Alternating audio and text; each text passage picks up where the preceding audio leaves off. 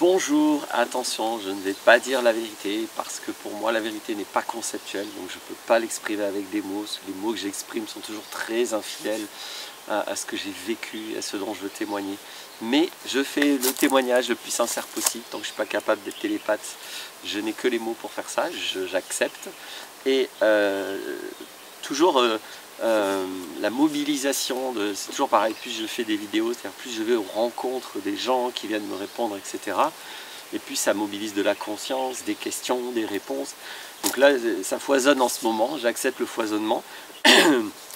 Et c'est dans les interactions avec des personnes qui sont venues commenter que m'est venue sur la société, ça va être encore une vidéo sur la société, sur comment on peut changer de société, etc.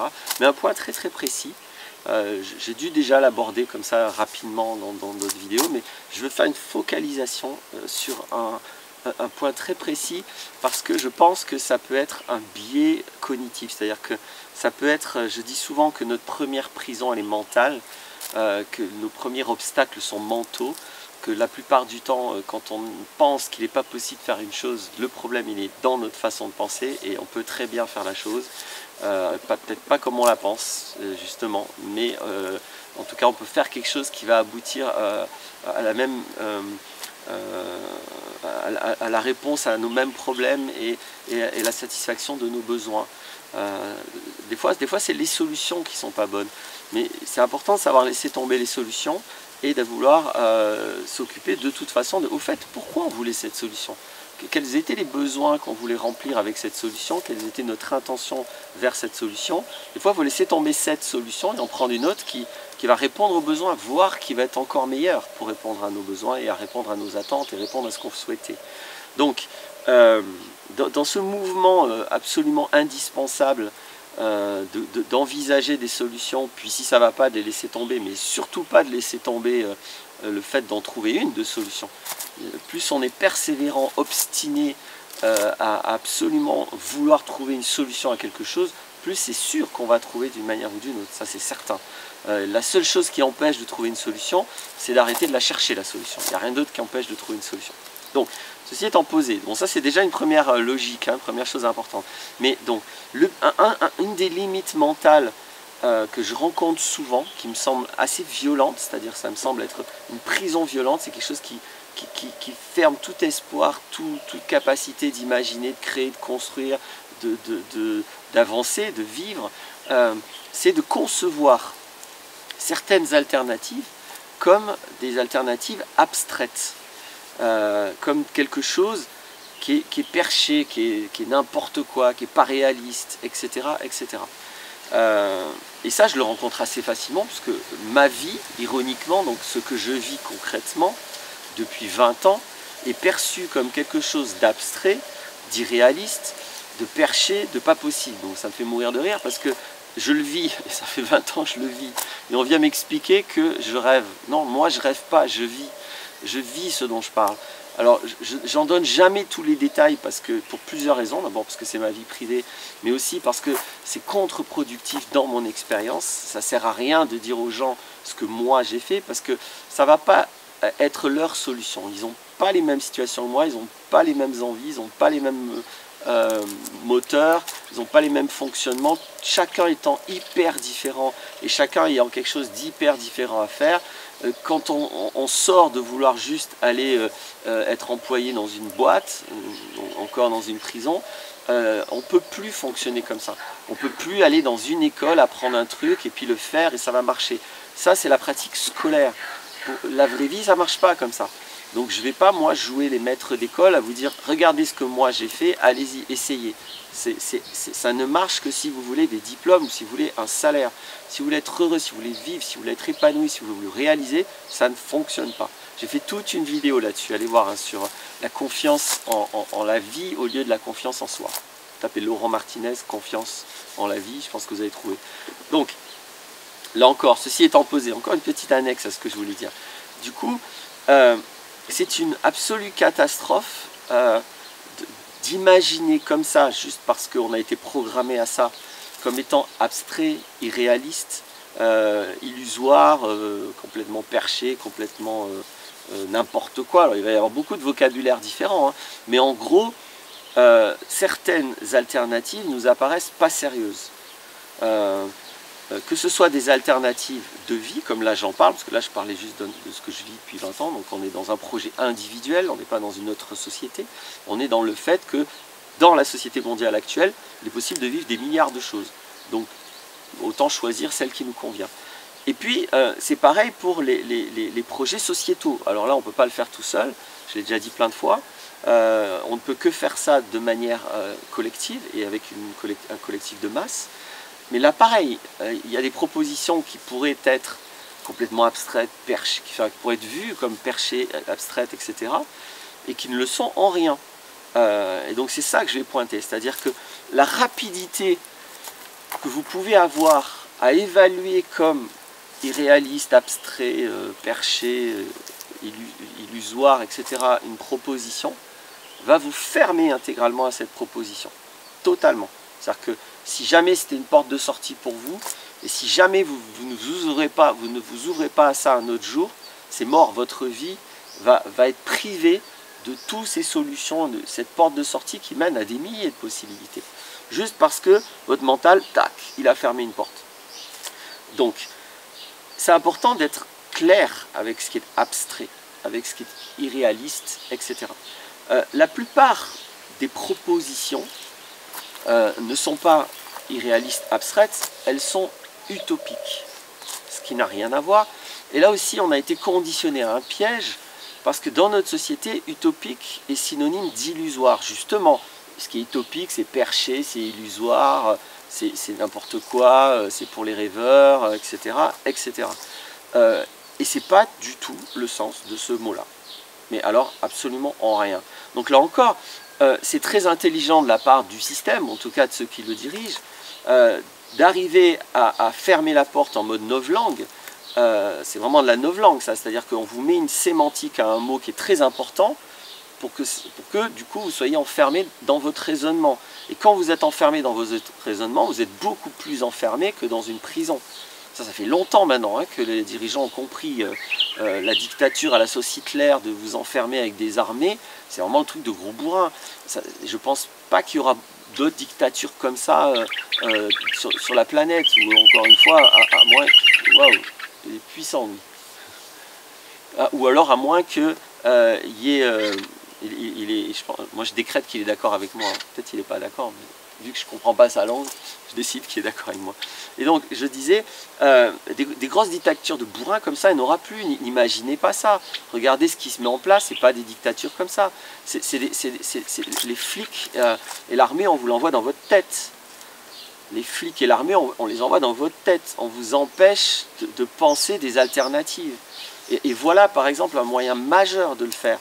Si vous pensez que tout ce qui est utopique, c'est abstrait, illusoire, ben, revenez au mot, je vais vous expliquer ce que ça veut dire. Utopique, U, c'est privatif, topos, c'est le lieu. Ce qui est utopique, c'est le non-lieu. Ce qui est utopique, c'est ce qui n'existe pas encore. C'est-à-dire que la maison, par exemple, dans laquelle vous allez peut-être habiter un jour, ou l'appartement, ou le taudis dans lequel vous allez peut-être habiter bientôt, ou plus tard, c'est utopique. C'est pas illusoire, c'est pas complètement fou, mais c'est pas votre lieu actuel. Aujourd'hui, vous habitez quelque part, et donc, si vous déménagez un jour, bah, c'est votre utopie actuelle. Tout ce qui n'existe pas maintenant est utopique. C'est ça que ça veut dire utopique. Utopique, c'est pas du tout irréaliste. Il n'y a rien de plus réaliste, il n'y a rien de plus sérieux, il n'y a rien de plus intelligent, il n'y a rien de plus logique que l'utopie. L'utopie, c'est simplement le démarrage d'un projet. L'utopie, c'est le démarrage d'un projet. Quand on vous fait croire que l'utopie, c'est un truc pour les rêveurs, on vous empêche d'avoir des projets autres que ceux qu'on veut que vous ayez. L'utopie, c'est le démarrage d'un projet.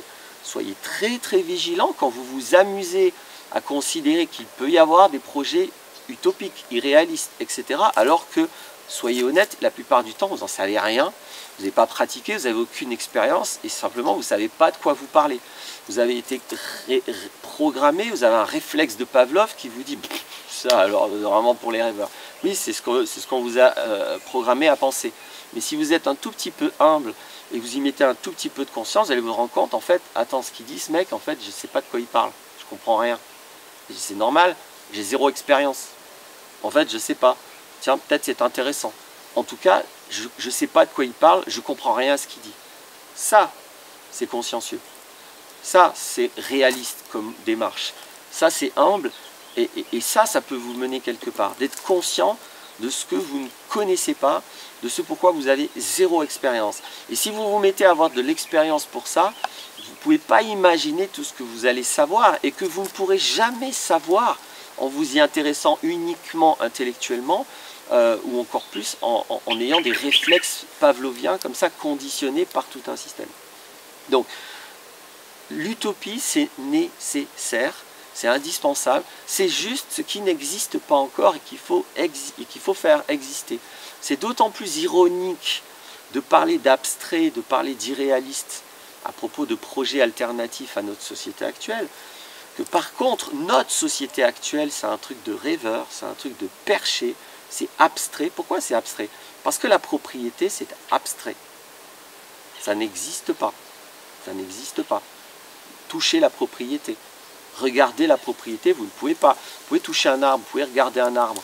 Vous pouvez toucher un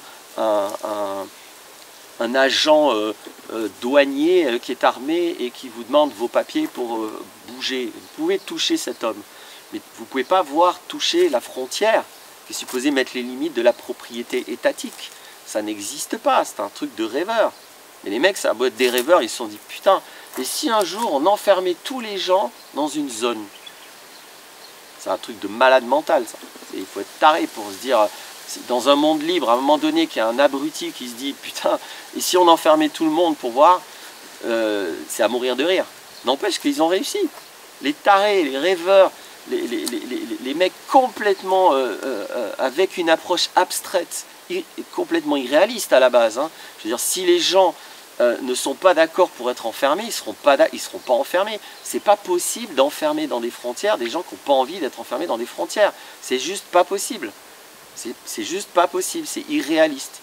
Mais par le biais de manipulation mentale, ce plan complètement délirant, bah, y en a qui ont réussi à le mettre en place. Comme quoi, hein, même les trucs les plus abstraits, les plus loufoques, les plus débiles, bah, on peut les mettre si on y met beaucoup d'énergie. Alors ils ont mis beaucoup d'énergie, ça fait des siècles qu'ils pensent le truc. Hein. Quand je dis ils, c'est de toute évidence, il y a quand même des familles qui tiennent le truc depuis longtemps.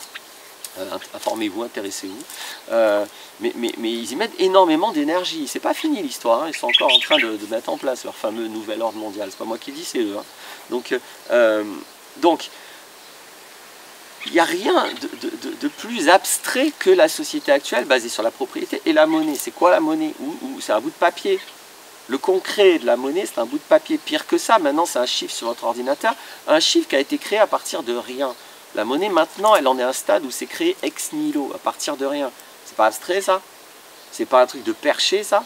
C'est pas un truc de doux rêveur, de mec complètement désincarné, complètement à côté de la plaque, ça? Ouais, et n'empêche qu'ils arrivent à vous l'imposer.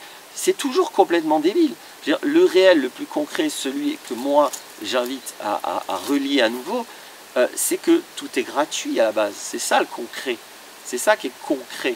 Ce qui est concret, ouvrez vos yeux, écoutez, tout est gratuit. Un monde où on vous explique qu'il faut payer, un monde où on vous explique qu'il faut être propriétaire de quelque chose pour avoir le droit de vous en servir, c'est génial la propriété. Hein.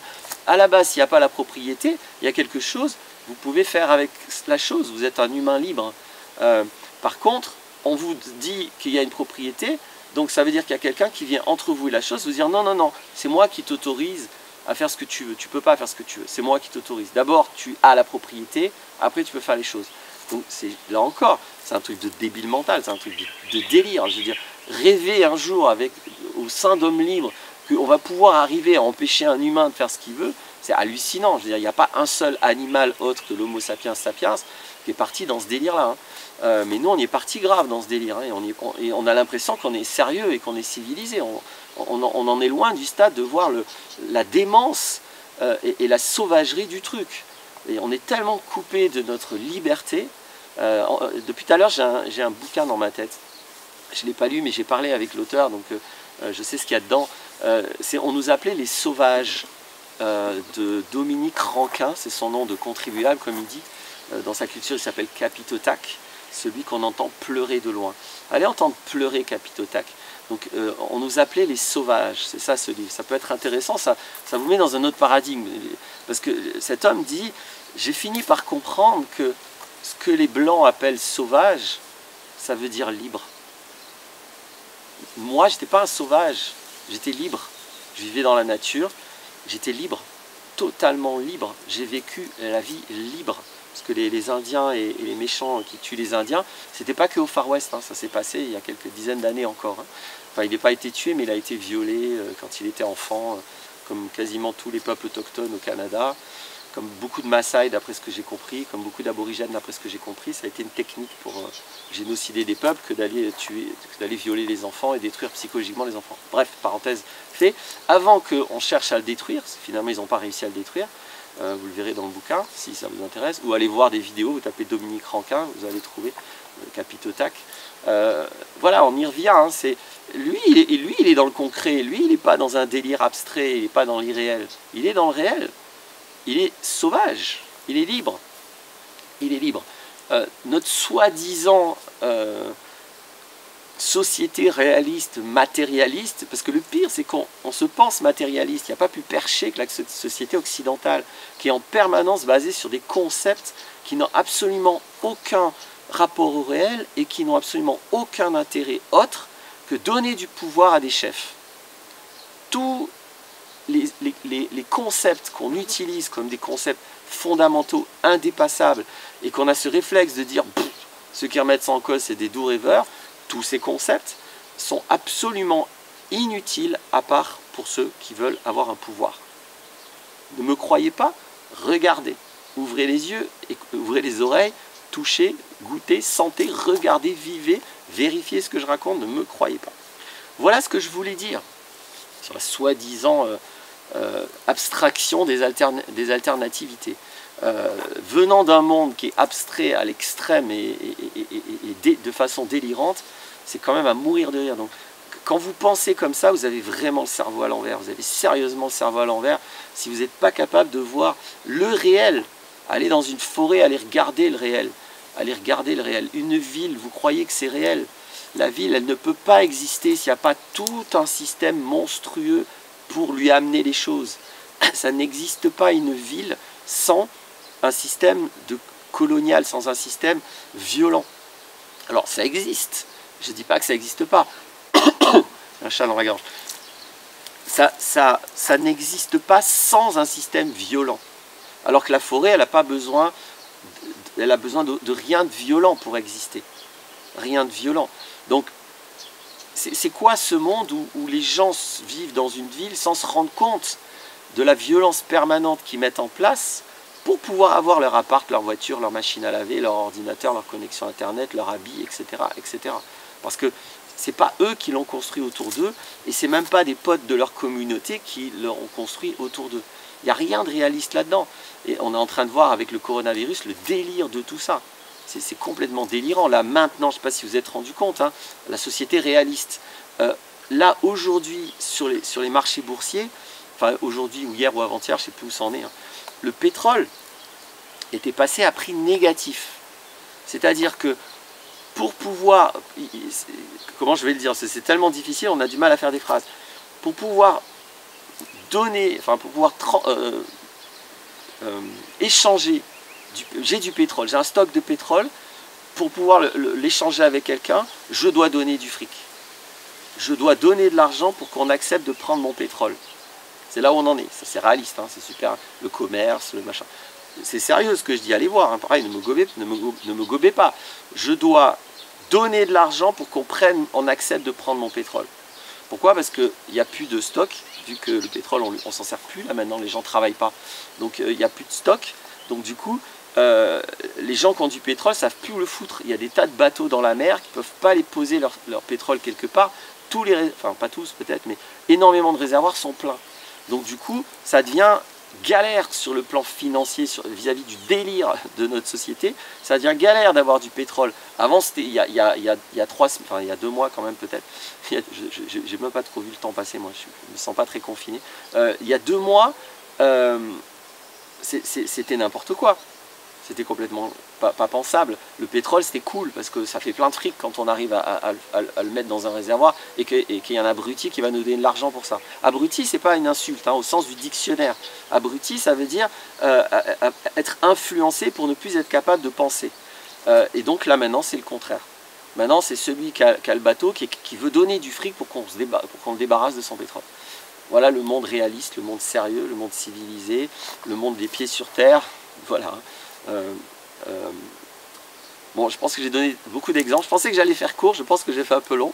J'espère que ce sera utile parce que c'est mon but. Le réel est plus fort que toi. Arrête de prendre pour abstrait ce qui est concret. Sérieux, arrête. Ou continue si tu veux, c'est ta vie. A bientôt pour d'autres vidéos.